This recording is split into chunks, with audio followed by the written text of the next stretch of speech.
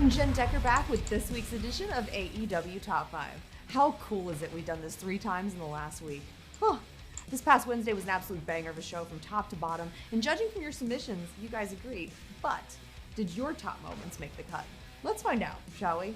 Kicking us off at number 5, SCU hadn't been in a straight tag team match in 88 days since the buy-in at Revolution against the Dark Order. In fact, Frankie Kazarian and Scorpio Sky opted to work as individuals, even in the casino ladder that was pretty, or nothing, instead of joining forces to eliminate opponents. So isn't that long? no shock to I could have sworn I seen them in the ring a little rusty together. They came to their match on Wednesday night against the Superbad Squad. Meanwhile, SBS has been on an absolute roll as of late. Superbad Squad? Is that what their name? Superbad Squad. Friends. The more this trio works together, the more cohesive they seem to get, and they prove that in spades, getting the victory over the former tag team champions.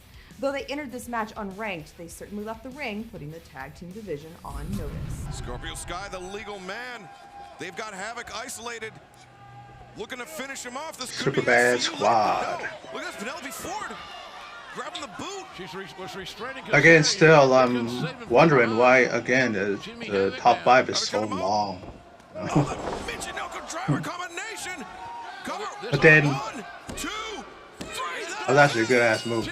But it's funny how their Double or Nothing top 5 was only like 2-something minutes, 3 minutes. That was like a whole 3 hour something pay-per-view.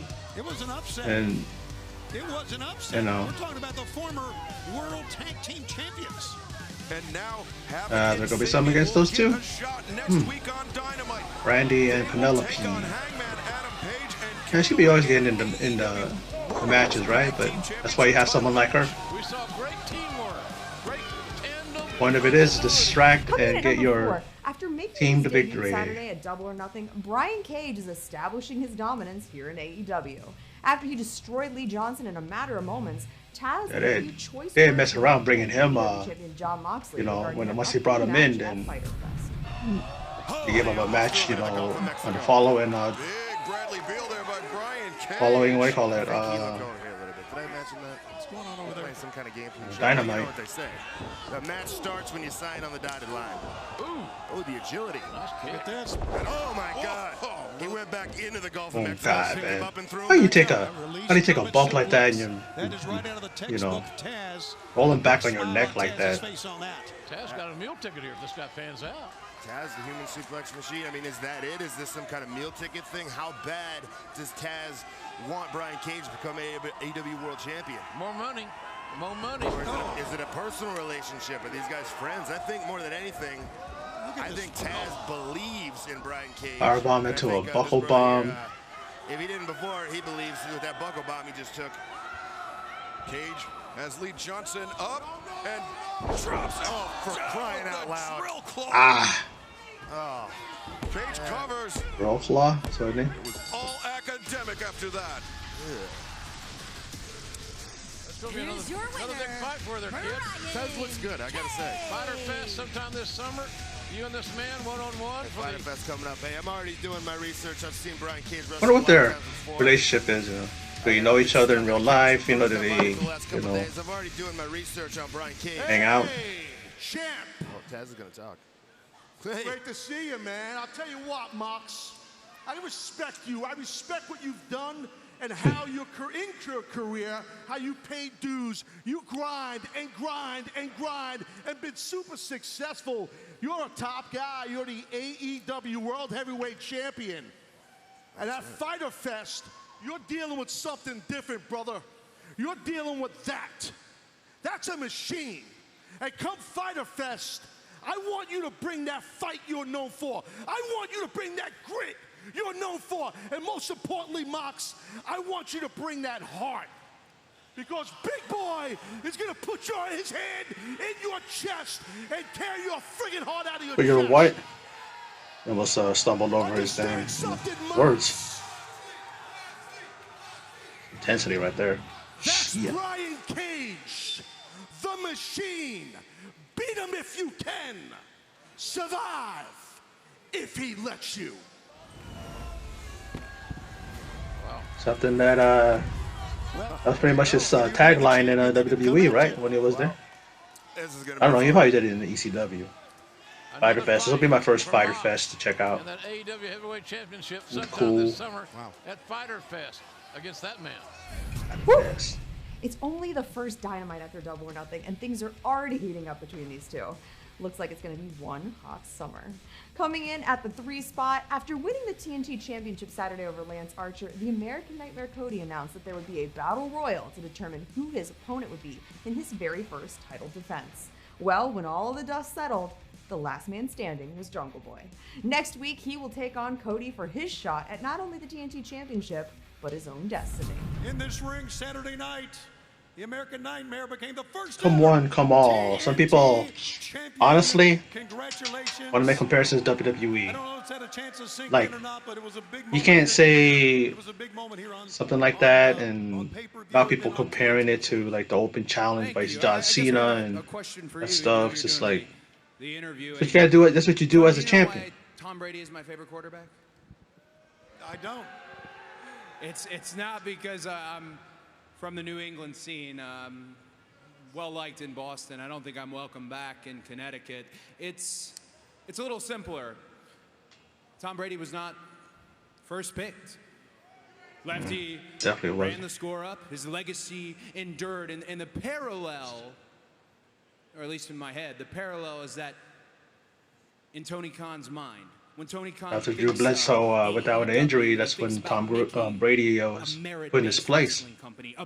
Hey, I'm not a Patriots fan, no, but I know that history. He's going to want to recruit the best wrestlers in the whole world. So I wasn't the first call, and I wasn't second called. I wasn't even the third called. But it doesn't bother me, and if there is a tinge of bother, it is absolved by the fact that in my right hand is the TNT Championship, and I am the very first champion of America's greatest network. Because that's the thing. If you think my story is one of nepotism or favoritism, think again. My story is of a 21-year-old kid who got called up to TV when I barely knew how to hit the ropes. Billy knows all about that. Wasn't ready, took my bumps, paid my dues, and I grew up right in front of you. I didn't get the dominant genes. Dustin got all the dusty. I'm not the Simba in this tale. But respectfully, You know, I think I got something better. QT Marshall and I got this the bunny. mean old mom, this little Cuban lady, Michelle, you know her. You know, She's got a broken ankle. She's probably standing up on it. And my mother taught me everything I need to know about grit, about work. It isn't about talent. You can have all the talent in the world and you can shove it up your ass. If you stand next to me on the track, I will outrun you. I will outdog you. I will outlast you. I will outwork you. And if you are someone who is critical of me, bell to bell, well, I ask that you judge me by what I do next, because I'm about to turn a pace. I'm about to cut a schedule like no wrestler before. It is official. In this moment, I will stand out here every week for the AEW TNT Championship. This is an open challenge. yeah. He's pretty much saying, I'm putting it out there, and if you guys want to come out, he's not defending it by saying it. We are still in the It's almost like pandemic era of wrestling. Broadway is dark. almost like you know, he's doing the whole thing of TV title. I wonder if he's going to defend it every week. He says he's going to stand by the title every week, but it would be cool if he defended it every week like a TV title. You bought this pay-per-view in mass. You blew projections away. It is my obligation to give you the best. So follow me, because this is where the fun begins. Thank you, Tony. He'll be a great champion. TNT champion. That's why even though Jungle Boy, I'm glad that he won the Battle Royal, he won't win the title, because they're not going to take the title off him yet.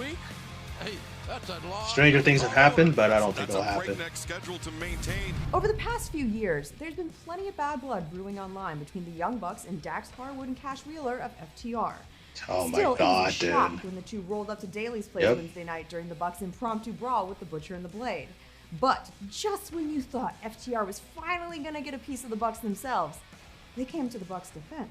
It was a definite holy shit of a moment because you guys. We're gonna say that now instead of saying holy holy oh shit word. I'll say holy Sheeta. This was actually a decent match, and actually, I've been really hard on those guys. Private Party looked good, okay. You know what I mean? Maybe they're learning that you don't overdo your moves. Matt Hardy, man. How many incarnations he had in this thing? And a victory here at Daly's place, live tonight on TNT. Joey Janela, he didn't look like Chris Jericho circa 1996. You know. Matt Hardy is checking in on Mark Quinn. Yeah, Mark Quinn looked like he got legit hurt. And then Matt Hardy being, you know, forget the character, forget this stuff. I'm gonna make sure this guy's okay. Taking Mark Quinn to the back. Sometimes these guys need to, you know, the Private Party, they do a lot of reckless moves sometimes, man. It's like, you don't get hurt, but I'm trying to remember when he got hurt. Sometimes these guys get hurt when it's like a simple, you know, move. Like, sometimes these guys can get hurt walking just because, you know. But we've had some upheaval in the tag team division. You know the Young Bucks want to be back in that title hunt. Yeah, they're ranked number Oh, no! Butcher and Blade. Butcher and Blade trying to get some retribution from that. it's weird seeing the bunny in these four men. red dress, you know, instead of being all black. I had to look twice to see who that was. Super kick from Nick that caught Blade on the jaw. These guys have not been in action for some time, dude. Dominoed into Butcher and Blade. I don't think the inadvertent defense will get the jury's verdict, Your Honor. Right away when I saw this, I'm like, holy hell, dude. Another truck pulling up to Daly's place. Dak Harwood, Oh my God. formerly Dash Wilder, and Cash Wheeler, formerly Scott Dawson. Harwood and Cash Wheeler, FTR. Is that how their name is now? FTR? That's going to be their team name? Or they're going to be known as the Revolt? Or I think they can fight. But who? Holy Sheeta, Holy Sheeta, Holy Sheeta. Oh, I think I know who. Don't you think you know who? I think I know too. They have had a war of words. War of words, but this is like a sign of respect that they respect these guys, so that's why they did that. For now, anyway. But you'll see what will happen. That's the way these guys operate. I'm glad for them, dude. They deserve it. They were treated like shit in WWE. Shot takes out Butcher and now Blade getting set up. Teamwork. Dangerous team. And remember the Brain Busters, Arn Anderson, Tully Blanchard? That was their finisher back in WWE. And now the attention turns back to where Oh, originally intended. like Cash Wheeler put on some pounds, man. Put on some. Hey, wants to be, I guess, bigger. Ooh. There you go. Known as the Shatter Machine. I don't know what they call it here. Butcher and Blade have been decimated by FTR. Maybe that's the FTR. F the rest finisher. Between two great tag teams. FTR and the Young Bucks, in the eyes of many, including mine, a dream. There's definitely going to be a fucking great damn. Well, I don't know if it's going to be a feud, but you know, it's going to be a great match. And making their presence felt. What does this all mean? There's just so that they're much here, going on. Jen. That's what it Cannot wait to means. see how it all shakes out. But FTR and the Bucks aren't the only long-running feud going on this week's Dynamite. Chris Jericho and Iron Mike Tyson have a long history with one another spanning back to 2010 when Tyson knocked Jericho out. Since then, Jericho's been patiently waiting for his shot. I went back to see, against the baddest and I saw that video of what happened. That happened. Tyson Tyson was just so quick. You know, Jericho didn't even see that knockout coming, that punch coming. Plenty of merchandise, as always. But a lot of people, man, that are really up in arms about this. Like, they don't want to see Tyson in AEW. No, just let that be. I'm kind of hoping too that that's a last. What do you call it? That's a last time you'll see that. It's like a one and done. You know. Who drank the bubbly? Could it be? Mike Tyson and his posse. Mike Tyson has arrived! Little Henry. Man, that dude in the white shirt, man, he just looked odd. Look like a damn raccoon. What was up with this eye? Like, you know, is he wearing a yeah, is he like one of the members of the Dark Order? You know, they have that mask on and then they have the black on their eye. Was he wearing a mask before? What the hell? Oh, this is nasty. I always love seeing Tyson, man, but I don't know about this too. Like everybody else is kind of wondering, you know. Calm down. Got your thugs out If they fight in the ring, what's it gonna be? It's gonna be a wrestling match. Tyson, shut your mouth when I'm talking to you. Huh? You understand me? He did go against Mickey Rourke when Mickey Rourke had snuck Randy Orton. I mean snuck you turned on me. You looked me in the eye and said Ricky I could Steamboat trust you, and then you Roddy turned Piper, on me, right, and in his corner. knocked me out. Mickey, yeah. Sucker, man, you deserve I think they had like just a regular match. I'm trying to remember. I can't even remember that match. I know Jericho lost though. You're wrong, man. Shut up! All you listen to me. I'm gonna give you one chance, and one chance only. I'm gonna demand that you apologize to me for knocking me out. I don't know. Jericho kind of deserved that knockout back in the day. I don't know why he's apologizing. Your thugs need to shut up. I'll give you. Hold on. Well, you talk about gang warfare here. Take a I'm look gonna at give this. you one chance. I don't know why people are up in arms about this. This was a good moment. It was just one thing Tyson didn't do right, especially did like how Hogan would do. He always cut the shirt. You know, that way it'd rip easier.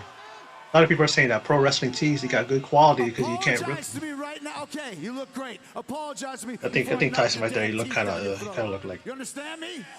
I think he doesn't know how to just act natural. He doesn't have to go overboard like that. You know, he's intimidating just by standing there. He never did anything like that when he was a boxer, right? He just stood there, and everybody knew. Oh, shit, here comes Tyson. This looked legit real. Like you see stuff like this, WWE, all wrestling, right? But it looked honestly like these guys didn't prepare for Tyson doing that and his crew. So that he had not only that, but then he had all the other wrestlers come out too. You see Cody in there, see right there. Because they're probably thinking, you know, I don't know if Tyson's still that person that is like, you can't control the guy. He's kind of out of control. He's calmed down a lot over the years and stuff like that, but it's like, you know, I don't know why that dude took his shirt off, ripped his shirt off. Tyson, yeah. An old raccoon face over there, you know. You know. It was awkward though. He was talking about Sammy Guevara too. He comes out with a crutch, and then you see him right there, and he's like jumping up and down and stuff like that. Honestly, that's what I'm saying. I don't think this is fucking scripted right there. It's real. This could easily be a real moment because he's so out of control. They probably didn't expect he was going to do that. So he just pretty much Guevara just got one out of character. So okay, fuck this whole me doing the crutch thing. I'm gonna, you know, we're gonna make sure that everything's cool too. And again, the heels are on the heel side and the baby face of all. Actually, SCU, or do you see what you call it there? See Scorpio Sky, and he's not. And Mike Tyson and Jericho. Coco Banda's in there. There you have it, guys. Your top 5 moments of AEW Dynamite. Top 5 moments that last over 19 minutes. Let me know in the comments section. And it's being nitpicky, but man, that's long for only 5 minutes. You can or 5 top 5 to top 5s, you know. Wrestling using the hashtag AEW Top 5.